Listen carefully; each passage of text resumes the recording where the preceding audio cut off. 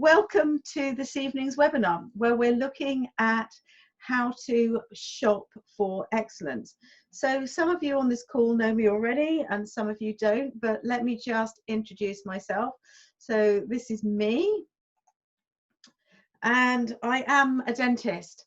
I'm wet-fingered rather than damp-fingered rather than wet-fingered. So I still do some clinical dentistry, not a huge amount, but I still do some. And also I am a trustee for Dentaid. I'm UK Clinical Director for Dentaid. So I'm quite heavily involved in the work that the charity does, particularly in the UK. And I'm also the owner and primary coach for the Institute of Dental Business. So in my role as in the Institute of Dental Business, I do a combination of coaching, training and mentoring.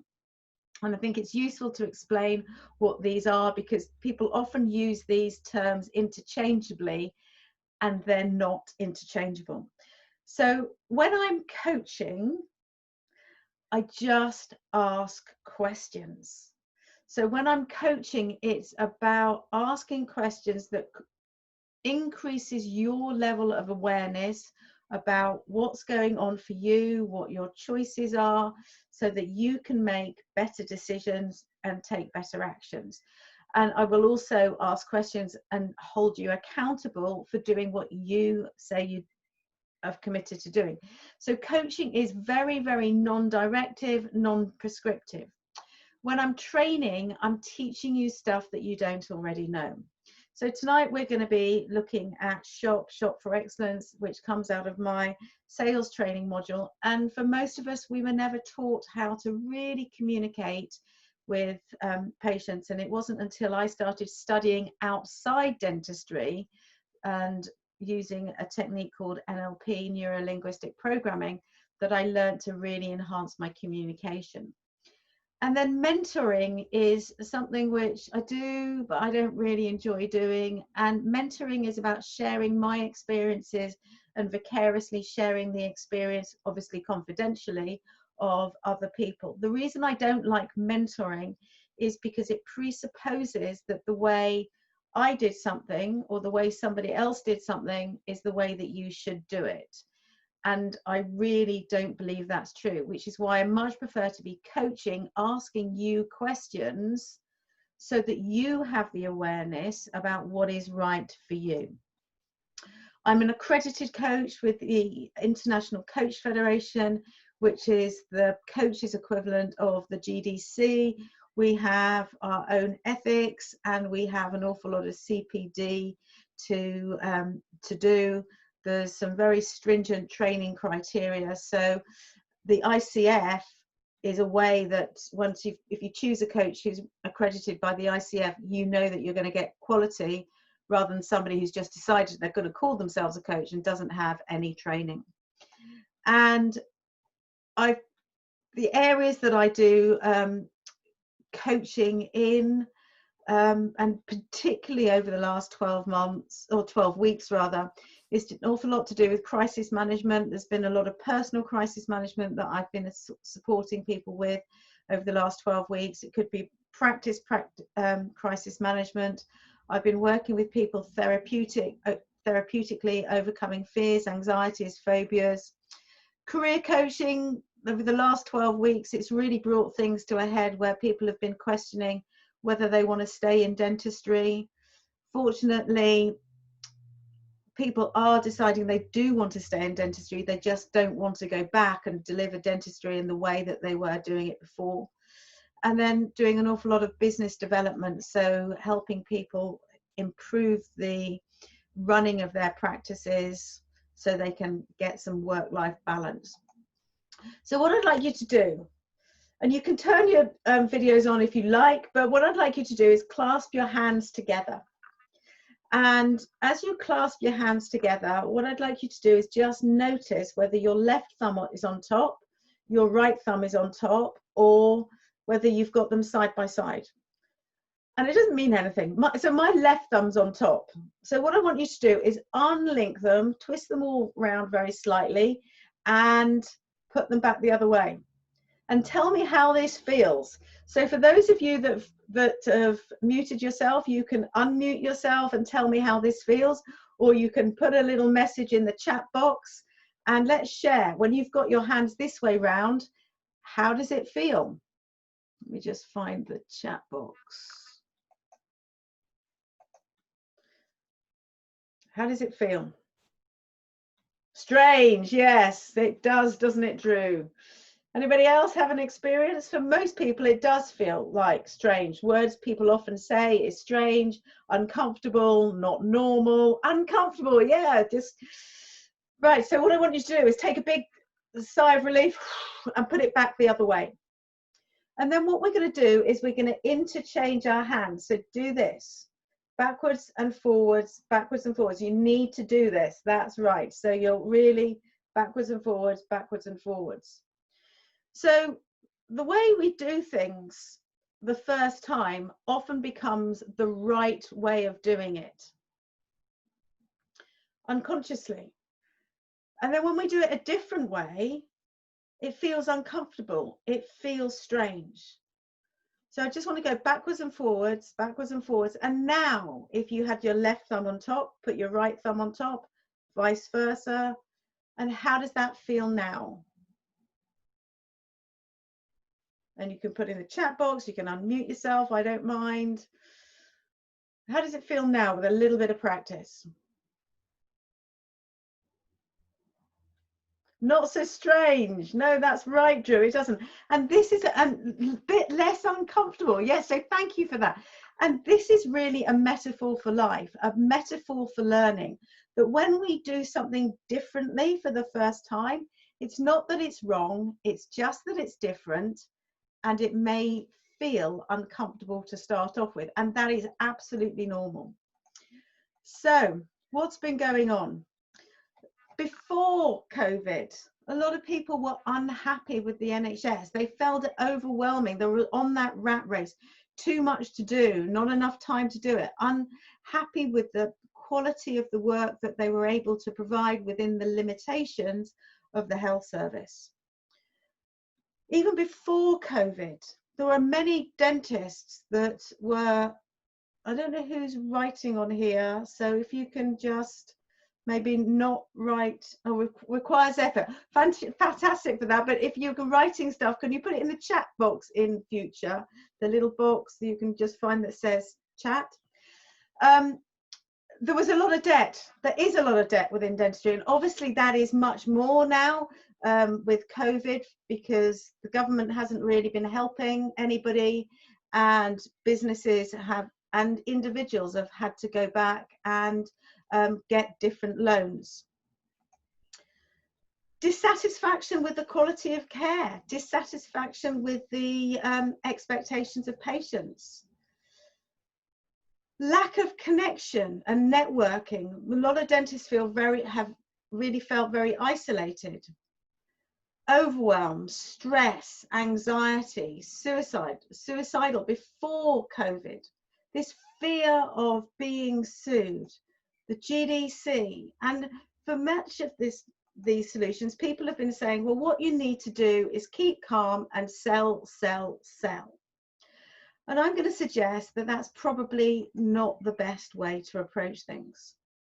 And that what we would really like to be able to do for you is we want to really help you with your career progression, so you feel fulfilled. You go to work and you come home at the end of the day and you're really proud of what you've done. You're working in a practice or in a job, whether it be a hospital or somewhere else, where you feel fulfilled and you can see your career ahead of you, that you're really proud of the work that you're doing. You love it, your patients love it. That at some point, when hopefully we will be able to get back to non-social distancing, that you will be engaging with your patients. They will love you and they want to really celebrate what you're doing, and you've got really deep connections. I know that many people, they're in the full PPE. That's the big concern, is that we've lost that empathy, we've lost that rapport with our patients. It could be that you want to be an award-winning practice. It could be that actually what you're looking for is lots of recommendations and validations on social media. Those thank you letters, how much better it is to receive a thank you letter in the post than a letter of complaint. And also you want to have those rewards, those financial rewards, because yes, it's fantastic to have those emotional rewards of fulfillment, and we do still need to be paid. And that's about knowing which trees to plant and how to look after them. And I'm going to suggest that actually the answer to this is about communication with your patients, so that you understand what it is that they want and they understand you. So for the last 12 weeks, for many of you, you've been on webinar after webinar after webinar and after webinar. And I'm going to suggest to you that actually what you would be a really good thing to do is to stop doing clinical skills training. You've got phenomenal clinical skills. But what I'm going to suggest you do is that you start to learn some communication skills. I've got young dentists that come to me so often, and they're so frustrated that they've been on some fabulous theoretical or on-hands training programs. They spent thousands and thousands on these courses, and the patients are still not saying yes. That just because you know how to do the dentistry doesn't mean your patients are going to buy it from you. And so the way to do that is to learn how to communicate with them. And so this evening, what we're going to do is we're going to talk about SHOP. Now, SHOP is a module that we take from our patient-centered sales best choices program. For those of you that have worked with me before, you'll know that whenever you see something in capital letters, it's a mnemonic, and the letter is a framework that we hang everything on. So in best choices, which is actually what you want your patients to make, the E stands for eliciting information. And the SHOP is part of how we elicit information from patients. So E is all about eliciting information. So I'm going to do a little bit of an advert right up front. So Best Choices is the program that this comes from. When we do it face-to-face, it's a 2-day workshop. We have done it online, and we've done it online phenomenally successfully. And it's 5 mornings online, and it's online and really interactive. The feedback from delegates is that it's as if we were all in the same room. And the next time we're running it is on the 22nd to the 26th of June. So that's Monday to Friday from 8 o'clock until 12 o'clock. There are free DCP places because, again, if you've ever worked with me, you'll know that I am committed to you guys, guys and girls, people working as a team, because it's only when you work as a team it makes your life much easier. So bring your DCPs for free, and because you've given up your time this evening, there will be a discount for today's attendees. So if you've got a pen and paper there, this is the tiny URL that will take you to the online booking automatically with your 10% discount. So that's tinyurl.com/YA5NDL5J. I always think those tiny URLs look all very strange. So what have people said about the program before? Best Choices. It was the best thing I've done since graduating. The clear framework has allowed me to provide more of the dentistry I love to do.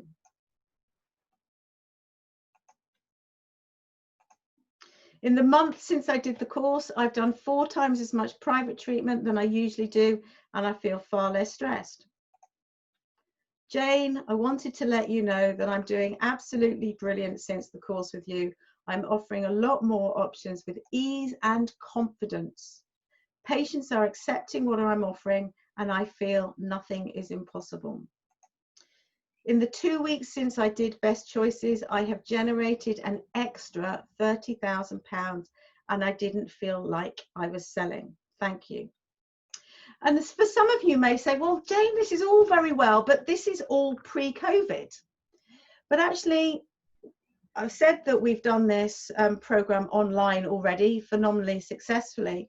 And one of the delegates that joined the program, she took some of what we're doing this evening and other aspects of the best choices, and she was working with her patients, new patients, patients that she hadn't seen for a while, during lockdown, doing Zoom consultations, and in 1 week she built up a reservoir of treatment that's going to be valued at about £20,000. So that as soon as we get back to doing AGPs, all she just has to do is just contact those patients, bring them in, and she's got patients that are keen, motivated, and willing to start treatment almost immediately. So for those of you that are concerned about how to use your fallow time, that you're concerned about income, you're concerned about the fact that you're not going to be financially viable long term, I promise you that with using the framework of best choices, that you will have a way that you can plug those gaps and certainly make best use of the fallow time that you've got. So this is all copyright, this is my IP. So if you come across somebody after you've done this webinar and you think, oh my goodness me, this person really needs to hear what Jane has to say, please pass them in my direction, because I know this content way more than you do, and please send them to me, invite them to come along and join us. And really, I suppose the purpose of tonight's webinar for you as a delegate is to really decide whether you like me, whether you like my style, whether you recognize that I've got something that I can share that you can incorporate into your practice that will make it much more profitable, easier, your patients respond to you much better, to such an extent that you want to come and learn much more, because what we're doing tonight is just a little bit of the surface about best choices, and I'll give you, if you missed the information about best choices, I'll give it to you again a bit later on. So Einstein says insanity is doing the same thing over and over again and expecting different results. So if you're not happy with how things were pre-COVID, and that you recognize that the way you were doing things in your practice pre-COVID is not going to work moving forward, we need to embrace something and do something differently. So I love a quote. Stephen Covey says, seek first to understand and then to be understood. And Tony Robbins says, the quality questions create a quality life. Successful people ask better questions and as a result get better answers.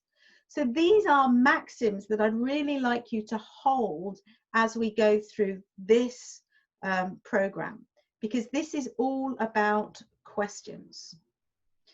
And there's some questions that it's really useful that you ask of yourself first of all. So what are your 3 biggest challenges or frustrations regarding sales treatment and treatment plan conversions? So what are your biggest challenges? When are you most aware of your dissatisfaction with your treatment plan uptake? Is it at the end of the month when you haven't got as much going into your account as possible? Is it at the end of the week when you just think, oh my goodness me, I didn't do the type of treatment that I wanted to do? When are you most aware of the dissatisfaction?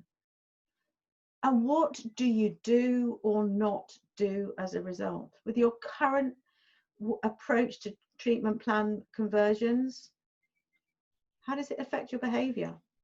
And how does that make you feel? You proud? Are you frustrated, demoralized, sad, irritated? How does it make you feel? And then in relation to treatment plan conversions, what do you want instead? What do you want to be able to offer? When do you want it by? And when you have achieved what you set out to, how will you know that you've achieved the success you want? When do you want to be most aware of your results and your success? And what will you be able to do now? Or what will you be able to do then that you can't do now? So when you're converting treatment plans of the quality, quantity, and value that you want, how is it going to change your life? And how will success make you feel? So who or what has prevented you from getting the results and the success that you want? And if you're like most dentists, it's what goes on in here, in your head, that has probably prevented you from getting where you want to be. Or it may be that you haven't got the appropriate trainers and support network. So another question would be, what training program would enable you to get the results you want when it comes to treatment plan conversions? So having asked yourself these questions, let's start thinking about our patients, because patients don't like to be sold to, but they absolutely love to buy. And don't we know that? Isn't that what's been going on over the last few weeks in COVID, that there's been so much pressure? Please open the shops, please open the shops, because people are desperate to go shopping. They love buying stuff, even though they hate being sold to. And I know we as dentists hate to feel that we are salespeople. So we need to find another way, a way that we can sell without selling. And shop is going to enable you to do that. So shop is another mnemonic, okay? And so back to Tony Robbins, successful people ask better questions and they get better answers and better outcomes. So our shop is going to give you a framework and process. And so long as you can remember how to spell shop, you'll be able to do this. So our S is about starting place. Now, as dentists, we get very excited about the idea of evidence-based dentistry, and we seldom get involved in evidence-based learning. So, but evidence-based learning is an interactive process. It's not passive. So S is for starting place. What I'd like you all to do, I'm going to count to 3 and say, what does S stand for? I'd like you all to unmute yourself and shout at me, starting place. So ready? 1, 2, 3. What does S stand for? Starting place. Starting place. Okay, well that was pretty good, but not everybody joined in. So we're going to do it again. Ready? 1, 2, 3. What does S stand for? Starting place. Oh, that's getting a little bit better. So S stands for starting place. Thank you very much. And if you want to mute yourself again, you can do. So starting place is all about finding out from the patient's perspective what they think the condition of their mouth is like. So if we think in orientation of time, this is all about the past. The questions that you ask are past orientated, questions that from today going back. And all this is about is asking questions. I'm curious, what did you come up with as questions you can ask your patients that will help, that will tell you about what their perspective of their mouth is?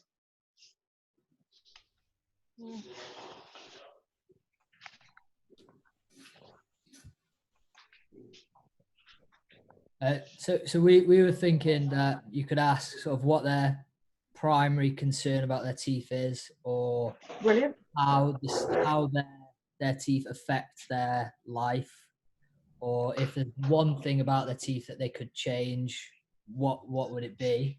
Okay, is that future orientated or past orientated? Changing something would be future orientated. Okay, so we're not doing any future orientated questions at this point here. Yeah. So, but here we want to be asking questions that get the patient to describe what's going on. So yes, some of those questions are absolutely valid, but it could also be, if you look in the mouth, what do you see? If you look in the mirror, what do you see? Please describe your mouth to me. So if we were getting the patient that owned this mouth, we want them to describe what's going on for them. So it's all about making sure we're getting the patient's perspective and not making any judgments or assessments ourselves.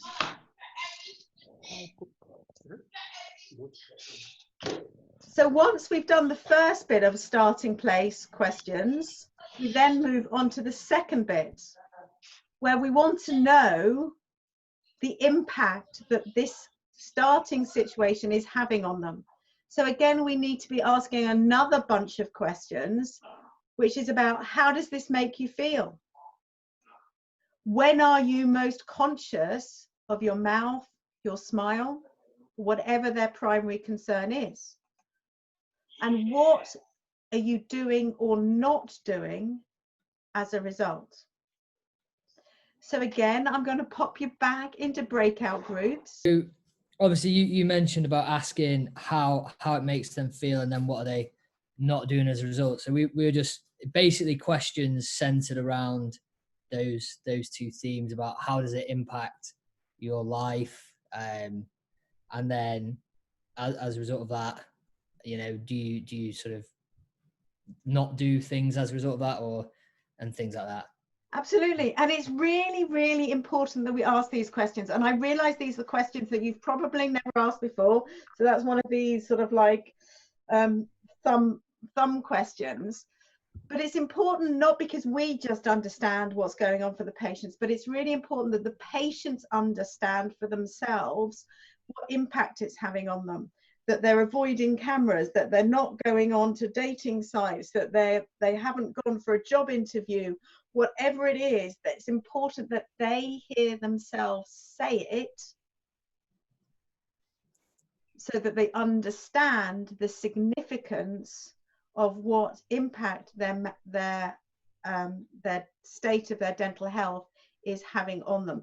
And it's really important that at this point that we ask them questions rather than telling them.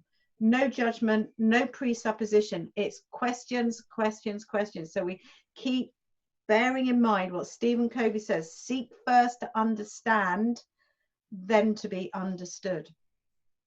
So once we've spent time discussing what the patient's starting position is, which is all about the past, then we can go to an area which is much, much more comfortable for you. This is about the hoped for outcome. This is about the future. So again, I'm going to ask you, because learning is interactive. The H in shop stands for, I'm going to count to 3. I'm going to ask you to turn your mute off and shout at the screen. What does H stand for? Hoped for outcome. So 1, 2, 3. What does H stand for? Hoped for outcome. Hope for outcome. Well, that's 2 of you. What about the rest of you? You need to unmute yourself. I'll give you another go. What does H stand for? Hope for outcome. Fantastic! We've got some more people involved. Well done. So absolutely. So H, the hoped for outcome. As I say, that you will find these questions much, much easier to ask. However, without the contrast, they become meaningless. So you have to have asked the starting point questions. And this is all about asking them to describe what they want the end result of treatment to be. And we need absolute specificity. Because particularly if you're involved in doing big cosmetic work, or you're getting involved in facial aesthetics, you are very aware that those sorts of patients may be difficult to treat. We've got to make sure we've got reasonable expectations.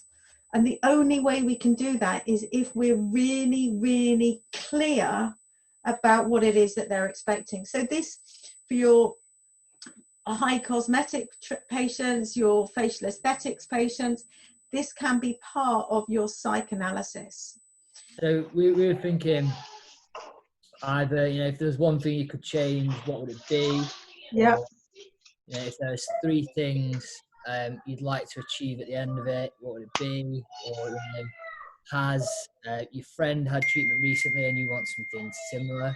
Or, you know, is there a celebrity smile you like that you'd, you know, like to replicate similar things? Or yeah, that was Brilliant, Drew. So can I give you some feedback on those questions? of course you can, yeah. So firstly, I'm not a great fan of the what would be 1 thing or 3 things that you would change, because that limits your potential treatment to just 1 thing or 3 things. So if we keep it as open-ended as possible. I do like the question, is there a celebrity's mouth that you would like to replicate? And there needs to be a follow-up question to that. It's not just knowing the celebrities, who the celebrity is, but it's about understanding what it is about that celebrity's mouth and smile that they really like. Mm-hmm. Because ultimately, you're either going to be having to create these things yourself out of composite bonding resins, doing some enamelplasty, or you're needing to be writing prescriptions to technicians so that they can create them. So you've got to have a really, really good, impeccable understanding of exactly what it is that they want. So I'm a great fan of using a mirror. I'm a great fan of using photography and digital photography. And with COVID, there's ways that we need to be thinking about how can we use IT to be able to facilitate all of them. So the second bunch of hoped for outcome questions mirror the starting point questions, is that we want to know that when they imagine that they've got the mouth that they want, the smile they want, the result that they want, how is that going to make them feel? When do they want to be aware of it most? What situations? And what will this enable them to do that currently they can't do or feel unable to do because of their mouth? So this is another bunch of questions to find out the emotions, the motivation behind what it is that they want. So it's going to come as no great surprise to you now that what I'm going to do is give you all 2 minutes in your breakout rooms for you to do a little bit of work, have a discussion and discuss what it is. What are the questions, examples of questions that you can ask your patients to discover this information? So off you go. I'm curious, what were some of the questions that you came up with that you could discover as your patient imagines what the end of treatment is going to be like, how it's going to make them feel? When do they want to be conscious of that? And what will they be able to do that they can't do now? So what were some of the questions that you came up with?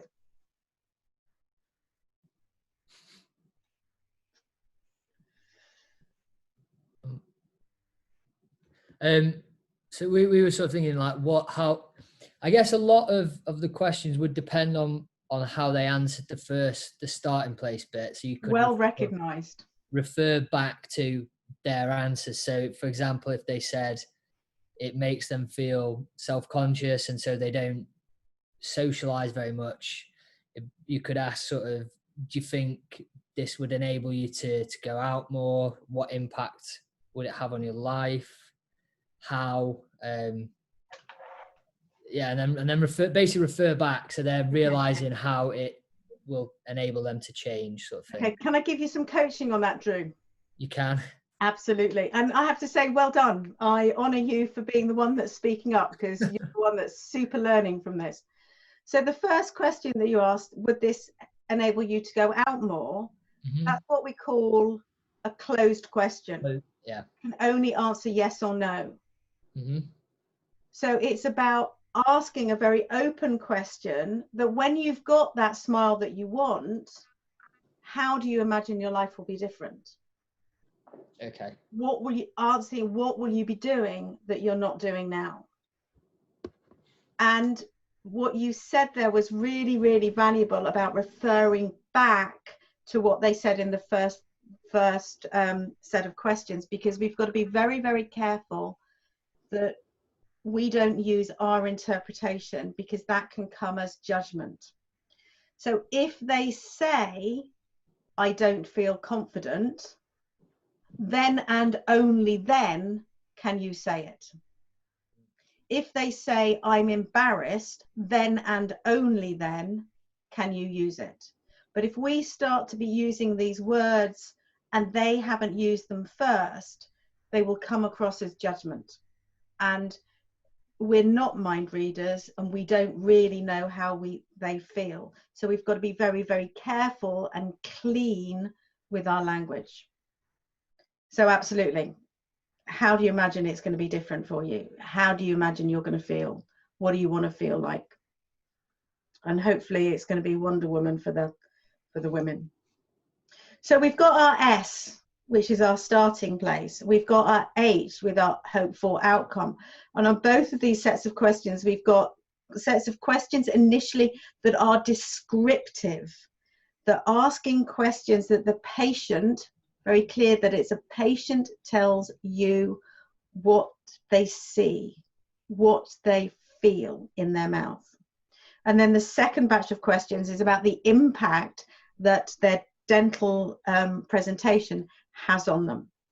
And then we get to the O, which is about obstacles and objections. So again, turn your mutes off. What does O stand for? 1, 2, 3. What does O stand for?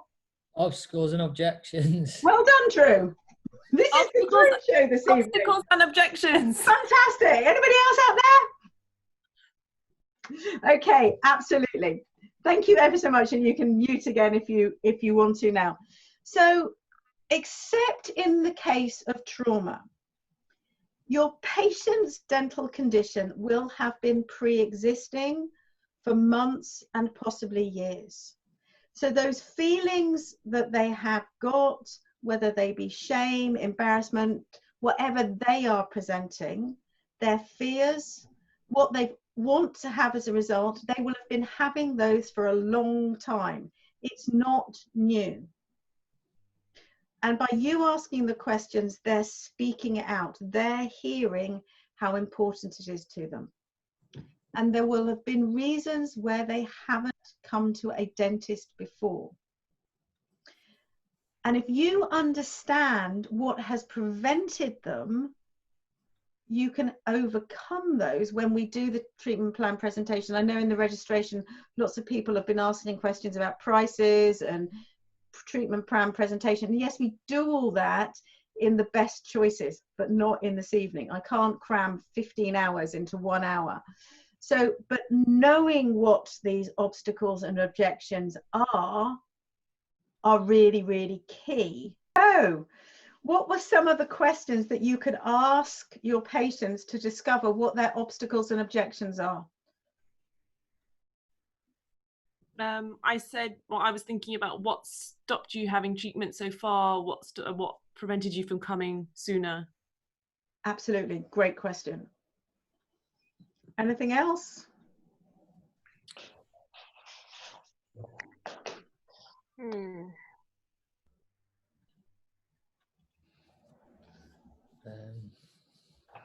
There's really only two. I didn't give you that much time. It's really about what has stopped you, what has prevented you from doing this before, or the other question is why now?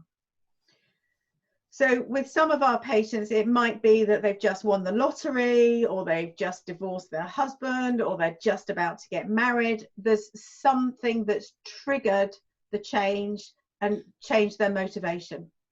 Now, when we're asking these obstacle and objection questions, it's really important that we really think about our language, particularly with the why now, is that we can come across, if we're not careful, as very, very judgy. and that doesn't do anything to build the trust and rapport we have with patients. So it's about using softeners, it's about being curious, it's about making sure that we're using that curious, sensitive, empathetic tonality as we ask. What's changed? Why now? What in the past? Why didn't you go ahead with it? Because you'll often find that when you're asking the starting place questions, your patients will be in tears, and that's quite normal. So it's something that's bothered them. So why haven't you done it? So being really, really curious. And then from the O, we come on to the P, which is, so there are only 3 objections: time, money, and motivation. And we need to know how to pre-answer those. And we do all of that on the morning of day 2. So our P is all about possible dates. What does P stand for? Possible dates. Well done, Drew. Possible dates. Possible dates, fantastic. Possible dates. Okay. So it's about possible dates. So this is about asking questions to find out what their timeline is. So it could be a wedding. It could be a birthday, it could be graduation, could be speaking, could be interviews. And obviously all this stuff has changed. It could be just Zoom meetings where people now have to see each other's face.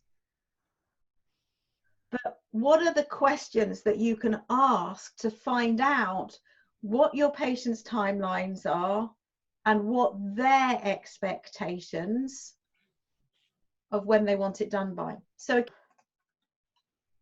what did you come up with? What are some of the questions that you could ask your patients? I was thinking, like, do you have a specific time frame in which you want to get the work done by? Fantastic.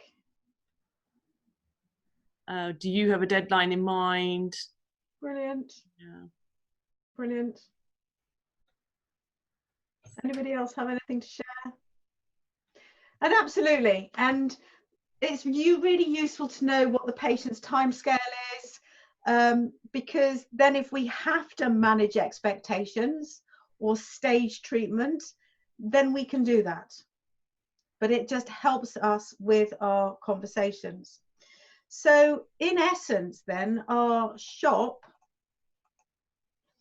is, first of all, the starting place. What does the S stand for?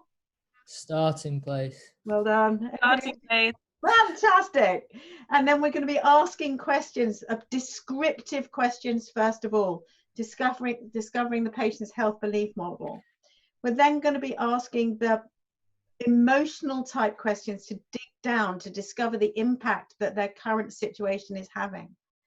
We're then going to go for the H. What does H stand for? Hoped for outcomes. Fantastic, thank you. So we're going to ask them questions which is about the future. What is it that they want to achieve? What they want the outcome to be? And then the second bunch of questions is all about the motivation, what they're hoping, what impact are they hoping for on their lives? Because all decisions are ultimately emotionally made. We're then going to ask them questions, the O questions. What does O stand for?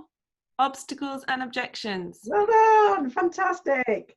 And the obstacle and objections are just going to find out why haven't they done it before, so that we can overcome them to allow them to have the treatment that they want. And then finally, our P stands for Possible dates. fantastic. And that's just to help us discover the timeline so we can plan the treatment. Now, I know that post-COVID, that everybody's concerned about how different it is and how we're going to be dressed up in all these hazmat suits and we're going to lose the rapport. But have you found this a really useful way of using Zoom, being interactive? Mm-hmm. Well, Drew has. Yeah. And Ramona as well. Yeah, no, it's been really good. It's just childcare, like child feeding time as well. I know, I realise that. However, the point is that you can do this with your patients. Yeah. You can. So as I say, my client that built up a bank of £20,000 worth of treatment in 1 week, and she was doing that in the first week in May. She was just using the shop and other elements of the best choices and doing it online with screen shares. She was getting patients to send photographs, and had photographs that the patient was looking at and evaluating. So we can do this in our fallow time. We can do this in the time that if we're allocating to triage and we don't have lots of emergencies to see, we can do this pre-consultation with our examination patients. And can you see how that if you do this and take your patients through this journey, there's a possibility, more than a strong possibility, that when you get to do AGPs, you've got greater treatment available to you than if you don't do it. Would you agree? Yeah, yeah. Cool. So I would suggest you take your patients to the shop. And for those of you who are asking about the best choices, somebody was asking about the tiny URL. Now's the time to get your pen and paper out. So the next course that we're running is Monday to Friday, the 26th of June, 5 mornings, 10% discount if you are here this evening. And the URL is tinyurl.com/YA5NDL5J. And if you want to email me, my email is Jane, Jane @IODB, which stands for Institute of Dental Business.co.uk. And if you want a copy of that URL, let me know. I understand how tough it is for all of us clinicians. So I do offer 0% finance terms just to make it easier for you. And if you want to discuss those, let me know. And if there's any other areas of your practice that you want to talk about, you'd like some help, support with, doing a lot of career management stuff, managing new jobs, approaching the world post-COVID, just message me, let me know. I'm here for you. And because your future needs attention today. So what are your next steps for you and your team? As I say, the best choice is your DCP comes through free.